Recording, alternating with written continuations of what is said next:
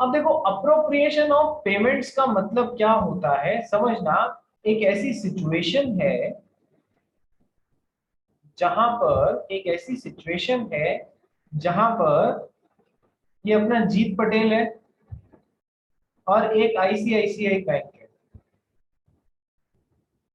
या कोई money lender है, कुछ भी समझ लो। अब जीत पटेल ने आईसीआईसीआई बैंक से चार अलग अलग तरीके के लोन ले रखे हैं। पहले तो जीत पटेल बोला कि है ना, आईसीआईसीआई बैंक से देखो मेरे को पढ़ाई करनी है तो मेरे को एजुकेशन लोन चाहिए। तो जीत पटेल को आईसीआईसीआई बैंक ने एजुकेशन लोन दे दिया at the rate 8% per annum. फिर जीत पटेल ने बोला देखो मुझे पढ़ाई करने के लिए लैपटॉप भी खरीदना पड़ेगा, तो लैपटॉप खरीदने के लिए लोन दे दिया at the rate 12% per annum. ठीक है। फिर जीत पटेल बोला देखो मेरे को कॉलेज भी आना जाना रहता है तो मेरे को एक टू व्हीलर लेना पड़ेगा, तो बाइक या टू व्हीलर लोन भी दे दिया इसको आईसीआईसीआई बैंक ने एट द रेट मान लो 14% पर एनम। ये एजुकेशन लोन था 2 लाख रुपए का। लैपटॉप लोन था 50,000 रुपीज का। बाइक या टू व्हीलर लोन था 80,000 रुपीज का। और उसके बाद में जीत पटेल ने बोला देखो जब कॉलेज जाते हैं और जब बाइक वाइक घुमाते हैं तो कुछ पर्सनल खर्चा भी होता है, अब उसके बारे में आपको बता नहीं सकते तो मुझे और लोन चाहिए। तो बैंक ने इसको पर्सनल लोन भी दे दिया। ठीक है, एट द रेट 18% पर है। ठीक है। तो पर्सनल लोन इसने ले लिया 40,000 रुपए का। चलिए, तो एक दो पार्टीज के बीच में एक ऐसी सिचुएशन जहां पर एक पार्टी ने दूसरी पार्टी से मल्टीपल लोन्स लिए हुए हैं, ये ऐसी जगह का टॉपिक है अप्रोप्रिएशन ऑफ पेमेंट्स। ठीक है। अब क्या होता है देखो, वापस चुकाने की बात आ रही है, वापस चुकाने की बात आ रही है। तो जीत पटेल जो भी पैसा देगा, जीत पटेल जो भी पैसा देगा वो इनमें से किसके अगेंस्ट अप्रोप्रिएट किया जाएगा, ये क्वेश्चन है हमारे दिमाग में, ये सिचुएशन है, इसी पे बेस्ड क्वेश्चन आता है और एग्जाम में आया हुआ है क्वेश्चन, ध्यान रखना। एग्जाम में अप्रोप्रिएशन ऑफ पेमेंट्स पे क्वेश्चन आया हुआ है।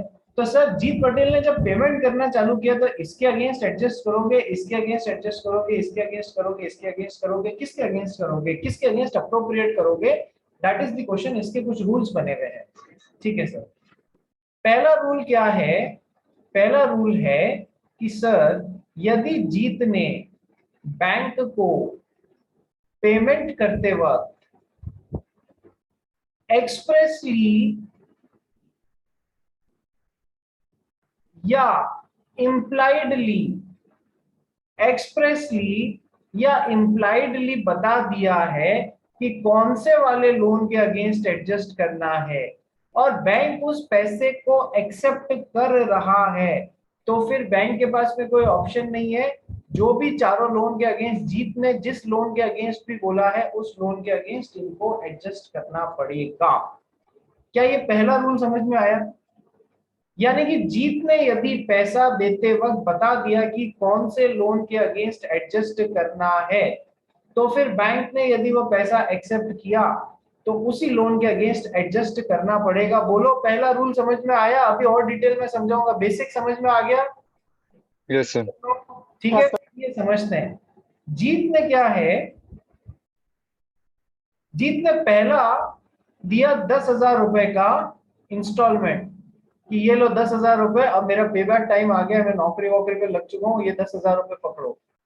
तो जीत ने बता दिया कि मेरे इस 10,000 रुपए की किस्त को मेरे फोर्थ लोन के अगेंस्ट एडजस्ट करो। ठीक है। यदि इसने एक्सप्रेसली बोल दिया कि भैया मेरे चौथे लोन के अगेंस्ट इसको एडजस्ट करो, दिमागी लाल होगा तो चौथा लोन ही सजेस्ट वो सेलेक्ट करेगा। क्यों? क्योंकि इस पे सबसे ज्यादा रेट ऑफ इंटरेस्ट लग रहा है। दिमागी होगा तो बाकी जीत पटेल कुछ भी बोल सकता है, कोई इसमें बड़ी बात नहीं है। ठीक है। तो जीत पटेल ने बोला कि चौथे लोन के अगेंस्ट एडजस्ट करो, तो बैंक को चौथे लोन के अगेंस्ट ही एडजस्ट करना पड़ेगा। ये तो हो गया एक्सप्रेसली वाला पार्ट, इसने खुद ने खुल के बता दिया। दूसरा है इम्प्लाइडली भी जीत इंडिकेट कर सकता है, इम्प्लाइडली भी जीत इंडिकेट कर सकता है। फॉर एग्जाम्पल, जीत पटेल ने 40,000 रुपीज का यदि पेमेंट किया है, 40,000 रुपीज का यदि पेमेंट किया है, तो आपको खुद को समझ में आता है ना कौन से लोन को चुकाने की बात करी है इसने। Impliedly through conduct of the parties समझ में आ रहा है ना कि ये चौथे लोन को चुकाने की बात कर रहा है। ठीक है, तो यहां पर बैंक को समझना होगा। मान लो एक लोन है 20,536 रुपए का, और ये एग्जैक्टली 20,536 रुपए ही चुका रहा है, तो क्या इसने इम्प्लाइडली आपको इंडिकेट नहीं किया है कि मेरे इस चौथे लोन की मतलब इस वाले लोन के अगेंस्ट एडजस्ट करना है इस पैसे को? बिल्कुल एग्जैक्टली। तो जीत पटेल एक्सप्रेसली या इम्प्लाइडली, यदि जीत ने पैसा देते वक्त इंडिकेट कर दिया और बैंक ने उस पैसे को एक्सेप्ट किया है, तो जीत पटेल मतलब बैंक को उसे डायरेक्टेड लोन के अगेंस्ट ही एडजस्ट करना पड़ेगा। This is the first rule towards appropriation of payments. Am I clear till date, till now? Yes. Let's come to the second point. अब यदि जीत ने इंडिकेट नहीं किया कि कौन से वाले लोन के अगेंस्ट एडजस्ट करना है, जीत ने यदि इंडिकेट नहीं किया कि कौन से वाले लोन के अगेंस्ट एडजस्ट करना है, तो अब बैंक फ्री है कि उसे कोई से भी लोन के अगेंस्ट एडजस्ट कर सकता है जिसमें बैंक की इच्छा हो, जिसमें बैंक की इच्छा हो उस वाले लोन के अगेंस्ट अप्रोप्रिएट कर सकता है। सेकंड रूल समझ में आया रे आप लोगों को, सभी जन को? हाँ जीत पटेल बोलो। Sir, wouldn't it be the duty of the bank to ask कौन से लोन के लिए सेटल करना है? हाँ बेटा, तेरी ड्यूटी थी जीत कि तू बैंक को बता देता कौन से लोन के अगेंस्ट एडजस्ट करो, तूने नहीं बताया ना, तो अप्रोप्रिएशन ऑफ पेमेंट का रूल ही यही बोलता है बैंक चाहे जिसके अगेंस्ट एडजस्ट करे। अपन जब Okay. चेक देते हैं ना, देख मेरी प्रैक्टिस है और बैंक में एक प्रैक्टिस होती है, जब अपन है ना चेक देते हैं ना, तो मैं उस चेक के पीछे लिख देता हूँ कि this is towards payment of this is this policy. मान ले मेरी एलआईसी में 2 पॉलिसी चल रही है, तो मैं पॉलिसी पीछे मेंशन कर देता हूँ, मैं बता देता हूँ कि भैया मेरी इस पॉलिसी के लिए पैसा दे रहा हूँ मैं। समझ गया? तो ये अपना धर्म है, अपने को बताना चाहिए। ठीक है, निनाद कदम बोल भाई। Yes, sir. सर जीत बाद में इससे मना कर सकता है क्या? थोड़ा तेरे कंप्यूटर के पास आके बोल।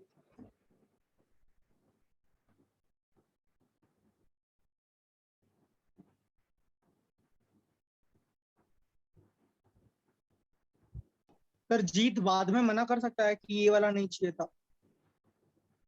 एक बार यदि उसने बोल दिया और बैंक ने एडजस्ट कर दिया, तो बाद में क्या होगा यार? सर जीत ने बोला ही नहीं, बैंक ने खुद ने चूज किया। बैंक ने खुद ने कर दिया तो भी हो गया एडजस्ट। कि अपने यहाँ पर इसके लिए 2 कहावतें हैं कि ये ना सांप निकल गया और लाठी मारने से कोई मतलब नहीं। कहावत समझ में आ गई? आंसर समझ आ गया तेरे को? अब बैंक ने एडजस्ट कर लिया ना, अब कुछ नहीं हो सकता। ठीक है, चलिए। तो पहला रूल या तो जीत बता दे, दूसरा रूल जीत ने नहीं बताया तो बैंक की इच्छा अनुसार वो एडजस्ट हो जाएगा। अब इसमें फर्दर रूल है। क्या फर्दर रूल है? बैंक तो खैर वही चाहेगा। देखो, ये मेरा ये आपको समझाने के लिए है, इसको पकड़ के मत बैठ जाना। बैंक क्या चाहेगा? जिस पे सबसे कम रेट ऑफ इंटरेस्ट मिल रहा है, मैं तो उसके अगेंस्ट एडजस्ट करूं ताकि हमारी ब्याज की इनकम चलती रहे। ये एग्जाम में मत लिख के आ जाना, ये तुम्हारी अंडरस्टैंडिंग के लिए बता रहा हूँ बस।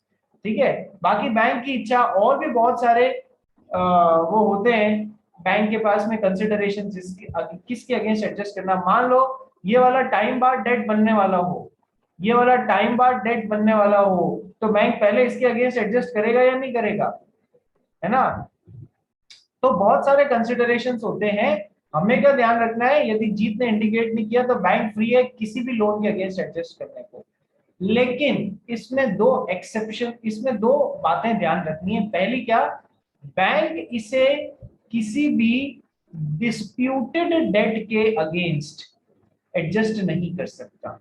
जिस जिस लोन को लेके डिस्प्यूट चल रहा है उसके अगेंस्ट बैंक एडजस्ट नहीं कर सकता। मान लो ये बैंक और जीत में किसी के कैलकुलेशन को लेके किसी एक लोन की लोन नंबर 2 की कैलकुलेशन को लेके कुछ डिस्प्यूट चल रहा है, तो बैंक उसके अगेंस्ट एडजस्ट नहीं कर सकता। लेकिन टाइम बार डेट कोई और रखा है और भाई जीत ने इंडिकेट ही नहीं किया कि किसके अगेंस्ट एडजस्ट करना है, तो बैंक को इतनी बड़ी फ्रीडम मिल जाती है कि बैंक टाइम बार डेट के अगेंस्ट भी एडजस्ट कर सकता है। टाइम बार डेट के अगेंस्ट भी एडजस्ट कर सकता है। देखो कितनी बड़ी बेवकूफी करी है जीत ने, ये नहीं पता के टाइम बार डेट क्या होता है रे। What is a time bar debt, Nikunj Mehta? Sir जो एक बार लाइक बैड डेट्स के तरीके से रिकॉर्ड कर दिया है पर फिर वापस उसको रिपे करना है। Shivam Jain, time bar date क्या होता है? Sir, like it's similarly like bad debt, sir. Bad debt जैसा bad debt को repay करना होगा तो उसलिए उसको पे करना होगा। जीत पटेल, टाइम बार डेट क्या होता है? Sir, when a person has to pay money to someone and they do not pay, so a cause of action arises and they have a time to pay the person. They have the time to sue that person for 3 years. In the case of money lending and property में 12 years. अगर उसके बाद भी sue नहीं किया तो फिर it becomes a time barred debt. Correct. जीत को मान लो कुछ पैसे देने थे बैंक को, जीत पैसे नहीं दे पाया एक लोन के अगेंस्ट, मान लो लोन नंबर 4 था वो, ठीक है? तो बैंक के पास में क्या ऑप्शन है कि वो है ना जीत के खिलाफ केस कर सके, एक्शन ले सके। बैंक को केस करने के लिए कितना टाइम मिलेगा? As per Indian limitation act money lending के केसेस में 3 साल का टाइम मिलता है, ठीक है? तो यदि बैंक को जीत के खिलाफ केस करना है अपने पैसे वसूलने के लिए, तो 3 साल के अंदर अंदर कोर्ट में पहुंचना है। 3 साल बाद कोर्ट कहेगा कि है ना टाइम लिमिट खत्म हो गई है कोर्ट में आने की, इसलिए ये डेट कैसा बन गया है, टाइम बार्ड डेट। अब आप इसको लेके कोर्ट में नहीं आ सकते। 3 साल क्या कर रहे थे, हाथ हिला रहे थे आप लोग, ठीक है? तो ये डेट मान लो बन गया टाइम बार्ड डेट। अब जीत पटेल ने भाई पैसा देते हुए इंडिकेट ही नहीं किया है कौन से लोन के अगेंस्ट एडजस्ट करना है, तो बैंक को इतनी बड़ी छूट है कि इसे टाइम बार्ड डेट के अगेंस्ट भी एडजस्ट कर सकता है, ठीक है? लेकिन डिस्प्यूटेड डेट के अगेंस्ट एडजस्ट नहीं कर सकता है। क्या ये पूरा सेकंड पॉइंट समझ में आ गया? हाँ जी, आयुषी कनोडिया। सर आप एक बार disputed debt वापस समझा सकते हो क्या? डिस्प्यूटेड डेट सम सिंपल रहे, इसमें समझाना क्या कि है ना, जिस कोई डेट को लेके यदि बैंक और जीत पटेल के बीच में यदि डिस्प्यूट चल रहा है किसी भी प्रकार का, दे आर नॉट इन कंसोनेंस, तो वो डिस्प्यूटेड डेट है, उसको मामला विचाराधीन है, कहीं भी कोर्ट में चल रहा है या उनके बीच में डिस्प्यूट है, तो बैंक सोचे, बैंक डेढ़ होशियारी करे कि डिस्प्यूट ही खत्म हो जाएगा, चलो इसके अगेंस्ट एडजस्ट कर लेते हैं, सामने वाले मूर्ख ने तो अपने को बताया नहीं है तो इसके अगेंस्ट कर लेता हूँ। नहीं, तुम्हारी डेढ़ होशियारी बैंक की चलेगी नहीं। जिस भी लोन को लेके डेट को लेके डिस्प्यूट है उसके अगेंस्ट एडजस्ट करने का राइट नहीं मिला है अंडर अप्रोप्रिएशन ऑफ पेमेंट्स, ठीक है भाई? Yes sir. Panini Jain, Amish Nair, video on करो रे, ऐसा मत करो। शिवम जैन, तू भी क्या खाना खा रहा है क्या? सर खाना बना रहा हूँ। खाना बना रहा है? हाँ सर। दिखा, चल वीडियो ऑन कर।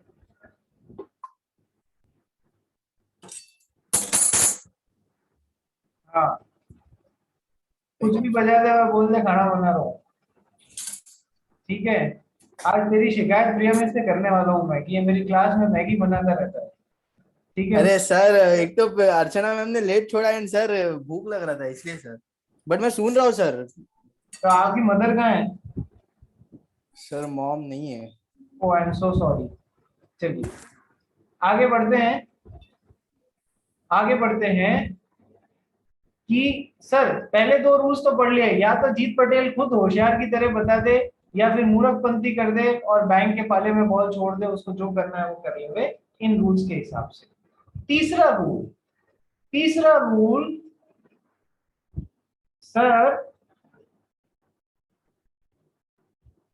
यदि जीत पटेल, मैं एक बार इन सबको हटा दूं, ये सारी चीजों को हटा देता हूं, कुछ ज्यादा ही प्रॉब्लम हो रही है।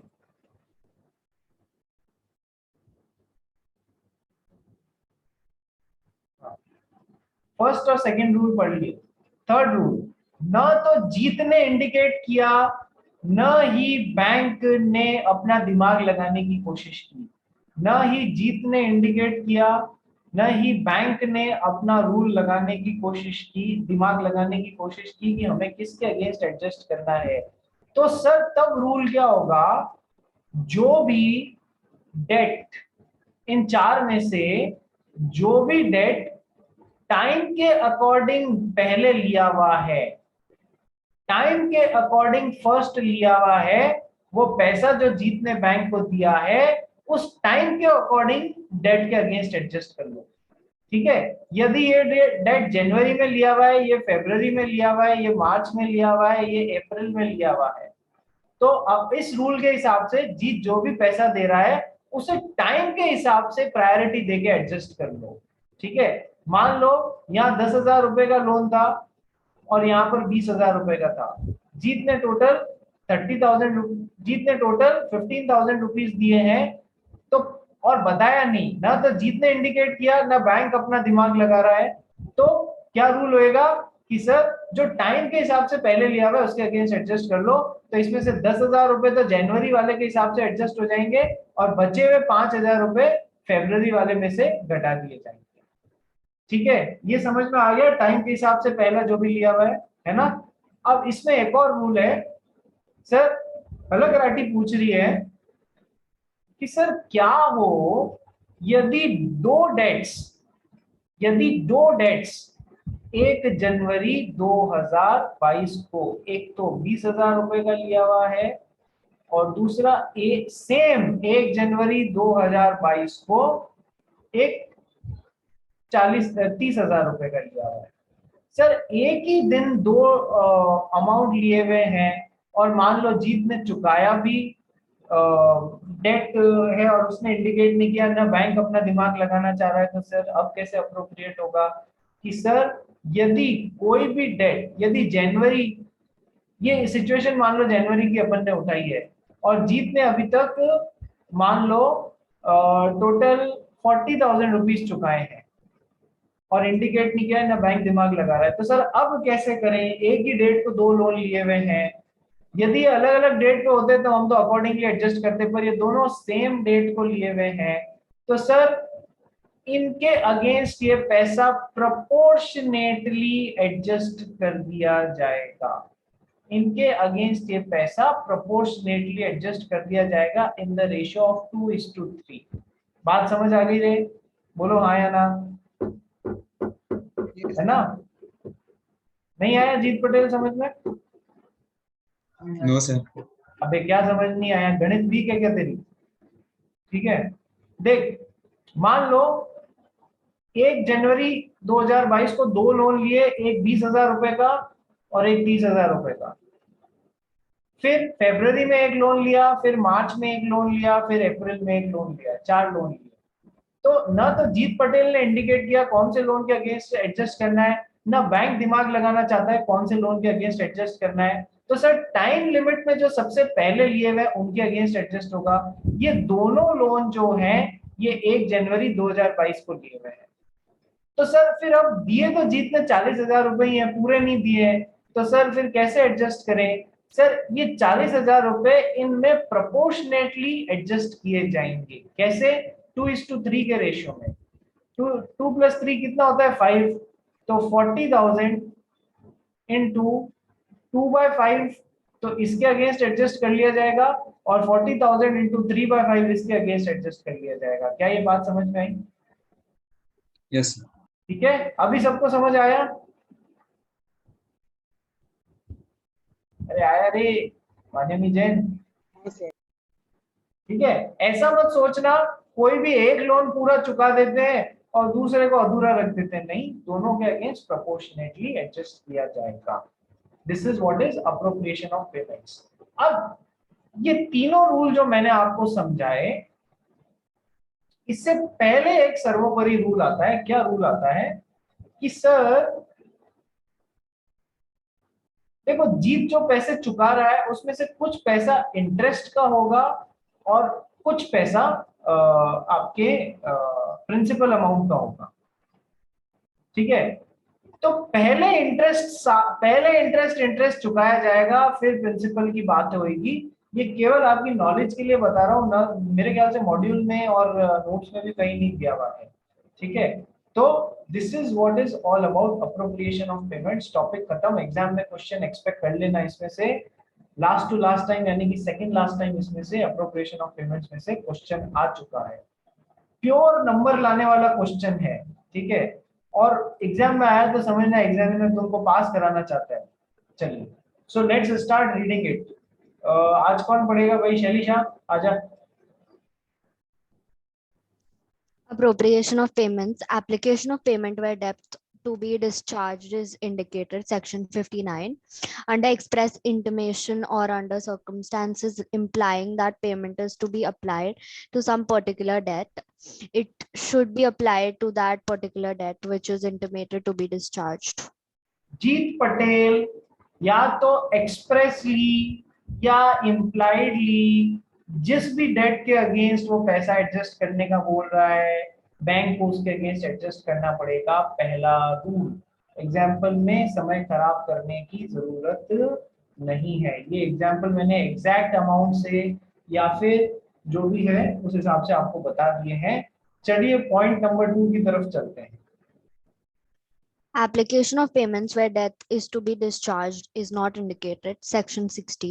If a debtor owing to several debts to the creditor has not intimated which debt is to be adjusted first, in such case creditor may apply it at his discretion to any lawful debt actually due and payable to him. It cannot be applied to any disputed debt. It cannot be applied to any disputed debt. जहां पर जीत पटेल ने indicate नहीं किया वहां bank को अपना दिमाग लगाने का पूरा अधिकार है। जीत पटेल ने इंटीमेट ही नहीं किया कि कौन से लोन के अगेंस्ट एडजस्ट करो, तो बैंक अपने डिस्क्रिशन पे, अपनी इच्छा पे उसको एडजस्ट कर देगा towards any lawful debt, not towards any disputed debt, ठीक है। और इसमें तो मैंने आपको एक कदम आगे भी बढ़ के बताया था कि सर ध्यान रखना यहाँ पर टाइम बार्ड डेट के अगेंस्ट भी एडजस्ट किया जा सकता है, बिल्कुल किया जा सकता है, कोई दिक्कत नहीं है, ठीक है। Third point, Application of payments when neither party appropriates, section 61. When neither party makes any appropriation, the payment shall be applied in order of time, whether or not they are barred by limitation. When debts are of equal standings, payment shall be applied in discharge of each proportionately.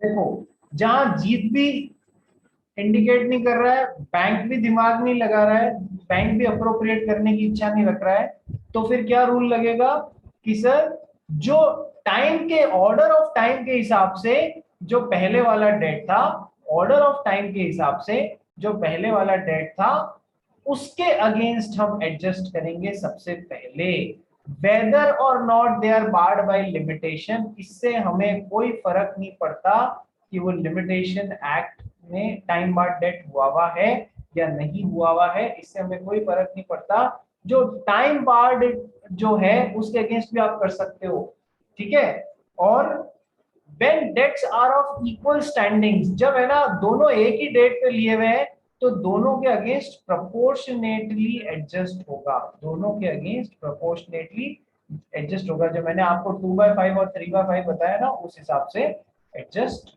होगा। चलिए ये हो गया अपना appropriation of payments का part. अब देखो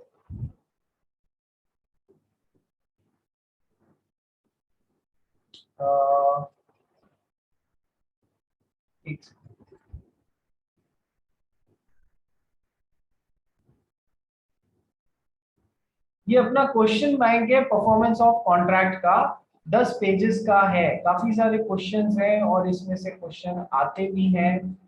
तो एक कोशिश करिए जहां जहां से जैसे जैसे, चाहे आरटीपी हो, चाहे एमटीपी हो, चाहे क्वेश्चन पेपर हो, चाहे बैक क्वेश्चन ऑफ मॉड्यूल हो, चाहे कोई दूसरा स्टफ हो, जहां पर ऐसे क्वेश्चंस मिल रहे हैं तो हर तरीके से एक क्वेश्चन लाने की कोशिश करिए यहाँ पर, और इसको ढंग से करना, इसको ढंग से करना। और कल इसको डिस्कस करना चालू करेंगे अपन परफॉर्मेंस ऑफ कॉन्ट्रैक्ट के क्वेश्चन बैंक को। दिमाग लगाना, लॉ में मैं दौड़ा रहा हूँ तुमको, और ये आपको कल करके आना है। कम से कम देखो, पूरा नहीं भी करके आओ तो इसके 5 पेजेस तक तो प्लीज करके आ जाना, ठीक है। अब इसमें डिस्चार्ज ऑफ कॉन्ट्रैक्ट के भी कुछ क्वेश्चंस आपको मिक्स मिलेंगे, उनको छोड़ देना, परेशान होने की जरूरत नहीं है। 5 या 6 पेज तक तो मिनिमम आप लोग प्लीज करके आना, ताकि हम लोग क्लास में डिस्कस करें, अपना टाइम पूरा कंज्यूम हो गया। चलिए जी, तो आज मैं आप लोगों को यहीं पर छुट्टी दे रहा हूँ, आप लोग भी थके हुए हो, और मेरी क्लास में खाना कोई नहीं बनाएगा अभी आपसे, ठीक है। अपनी सिस्टर को बोलो, अपने घर में दूसरे फैमिली मेंबर्स को बोलो, ताकि वो आप, सॉरी सर, ठीक है, खाना मत बनाओ। चलिए, और सॉरी सर। मिलते हैं अपन कल की क्लास में, क्वेश्चन बैंक डिस्कस करना स्टार्ट करेंगे। जिसने time as an essence of the contract का क्वेश्चन मेरे को नहीं, वो नोट्स नहीं बना के भेजे हैं, वो प्लीज बना के भेजिए, उस पर क्वेश्चन एक्सपेक्टेड होते हैं। मैं मेरे लिए नहीं बोल रहा हूँ बच्चे, आप लोगों के लिए बोल रहा हूँ। मेहनत कर रहे हो तो पूरी करो, सरफेस वाली मेहनत मत करो, पूरी करो। चलिए जी, थैंक यू एवरीवन, कल मिलते हैं।